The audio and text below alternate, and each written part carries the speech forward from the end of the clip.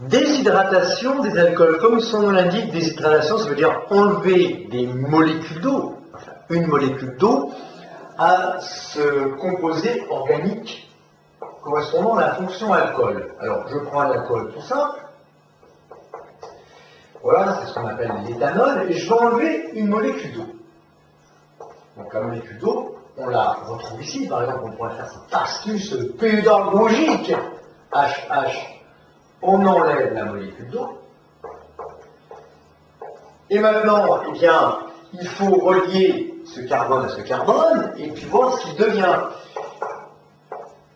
On va être obligé, cette fois-ci, de faire une double liaison entre le carbone et le carbone, de manière à ce que chaque atome de carbone, alors C2H4, chaque atome de carbone ait toujours 4 liaisons, 2, 3, 4 pour celui-ci, 2, 3, 4 pour celui-ci, et ce composé s'appelle un alcène.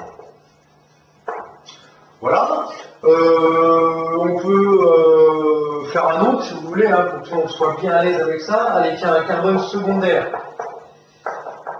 Le carbone fonctionnel est lié à 2 autres atomes de carbone, la fonction étant la fonction OH.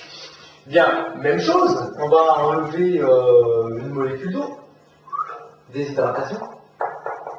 Et maintenant, il va falloir retrouver cet alcène, donc on aura plus CH3, C, double liaison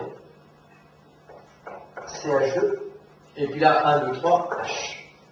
Voilà, on a cet alcène qu'on appelle le propène. Comme tous les alcènes, eh bien, vous avez la terminaison N. Voilà, alors j'ai entouré OH et H ici, mais en fait, il s'agit du groupement OH et de l'atome d'hydrogène qui est ici ou ici. Un des deux, ça n'a pas trop d'importance. Hein.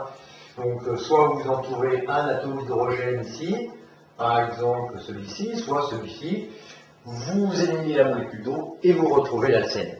J'ai été clair, bon si j'ai pas été clair, on va passer la bande. Hein.